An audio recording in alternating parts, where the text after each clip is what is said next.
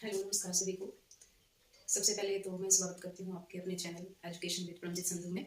और आज का जो अपना टॉपिक रहने वाला है वो है आर्टिकल पार्ट 2, जिसमें कि हम प्रैक्टिस करेंगे आर्टिकल की क्वेश्चन आंसर के थ्रू। और जो भी अपना टॉपिक होगा उसको डिटेल में करेंगे, तो वीडियो को लास्ट तक देखें।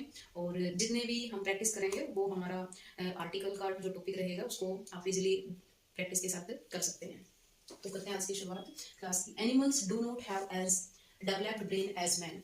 कह रहा है कि जो एनिमल है डू नॉट हैव, यानी कि अपना जो ब्रेन का जो डेवलपमेंट है, विकास है, वो आदमी के कंपैरिजन में नहीं होता। तो हमारा जो ऑप्शन है, तीनों सेंटेंस में हमारे ऑप्शन यही रहेंगे, ए एन और द, क्योंकि आर्टिकल पढ़ रहे हैं तो इसमें यूज करेंगे। हमारा जो जो पॉइंट है, जो क्या कह रहा है कि हम मैन के साथ आर्टिकल यूज करेंगे या फिर नहीं करेंगे, ये बताया गया कि इसमें जो आप मैन है, आपका मैन काइंड है, ह्यूमन बीइंग है, ठीक है, ह्यूमन बीइंग है। तो इसके साथ हम जब भी हम कोई भी बात करते हैं लिविंग थिंग्स की, नॉन लिविंग थिंग्स के साथ हमेशा आर्टिकल लगता है।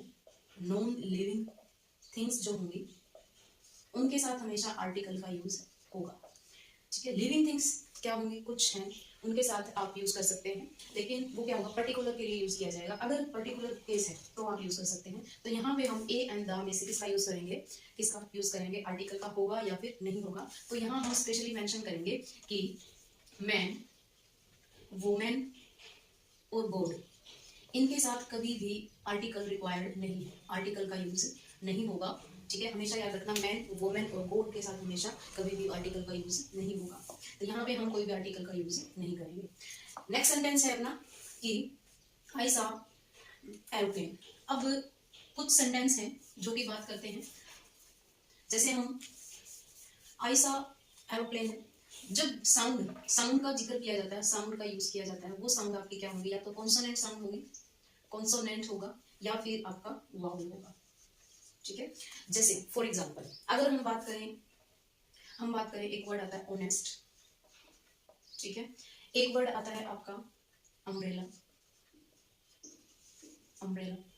एक वर्ड आता है आपका यूनिट, यूनिट। अब इनमें जो फर्स्ट जो साउंड है ऑनेस्ट बोला जाता है, ठीक है। इसमें ओ की आवाज आएगी, साउंड किसकी आएगी, ओ की आएगी। कॉन्सोनेंट होते हुए भी ये साउंड किसकी देगा, ओ की। तो यहाँ पे आप यूज कर सकते हैं, ऑनेस्ट के आगे एन ऑनेस्ट लिखा जाता है।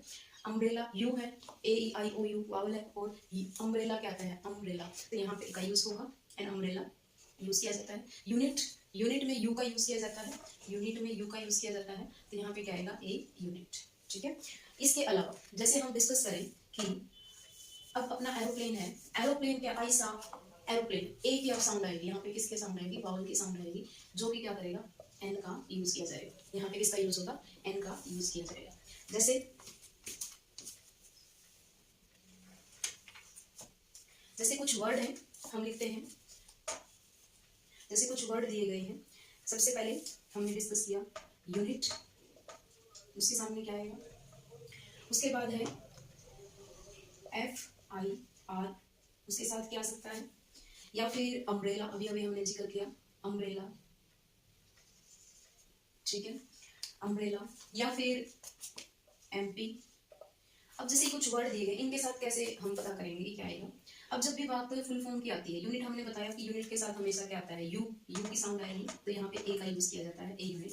F I R, F I R, यहाँ पे वाउल की साउंड है, एफ, एफ का यूज किया जाएगा, तो यहाँ क्या आएगा, वाउल आएगा। और यहाँ पे क्या लेंगे हम, एन का यूज करेंगे। अम्ब्रेला, अम्ब्रेला क्या आता है, अम्ब्रेला में हमेशा अम्ब्रेला ऐसे लिखा जाता है, तो पहला हमारा क्या है, वाउल है, तो यहाँ पे क्या आएगा, एन का यूज किया जाएगा, एन अम्ब्रेला यूज करते हैं। अब बात आती है एमपी, कोई भी हम शॉर्ट फॉर्म लेते हैं तो यहाँ पे क्या आएगा, हमेशा एन का यूज किया जाता है, एन एम पी। तो यहाँ पे भी वाउल की साउंड आएगी, तो यहाँ पे भी यूज करते हैं। तो ध्यान रखने वाली बात है, एक कंसेप्ट ये भी है कि हम साउंड किसकी, जो भी आपके पास कैरेक्टर है उसकी साउंड वाउल में है। ये नहीं है कि यहाँ पे आप H O N E S T honest है तो आप इसका जो कॉन्सोनेंट देख के आप ए का यूज करेंगे, एन ओनेस्ट, ओ की आवाज आएगी, यहाँ पे किसकी साउंड आएगी, ओ की, एन ओनेस्ट, तो यहाँ पे एन का यूज किया जाएगा। तो ऐसे ही सेम जो हमने बताया, ये कंसेप्ट भी मोस्ट इंपॉर्टेंट है, ध्यान रखना है, तो यूज करेंगे।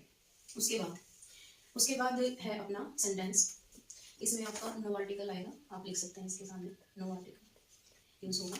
अब ये जो वर्ड है, dash both boys admitted their mistake. जैसे हम कोई भी बात करते हैं, कुछ डिटरमाइनर होते हैं, और जिसे हम डिटरमाइनर है हमारे, प्री डिटरमाइनर क्या होते हैं उनके बारे में पढ़ेंगे। बात करते हैं डिटरमाइनर।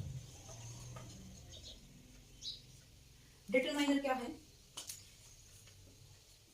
जितने भी हमारे आर्टिकल होते हैं, ए एन, द, ठीक है, माई, आवर, हिज, हर, देयर, ये क्या है आपके डिटरमाइनर। डिटरमाइनर मतलब निश्चित करने वाले, कोई भी पर्टिकुलर चीज को मेंशन करने वाले। और अगर बात करें कि आपका प्री डिटरमाइनर क्या होता है, प्री डिटरमाइनर क्या होगा, जिसमें कि यूज करते हैं आल का यूज करते हैं, बोथ का यूज करते हैं, हाफ का यूज करते हैं। ये क्या है आपके प्री डिटरमाइनर है। तो ये जो कंसेप्ट है इसमें हम डिस्कस करते हैं कि जो आपका बोथ है, बोथ आपका क्या है, प्री डिटरमाइनर है,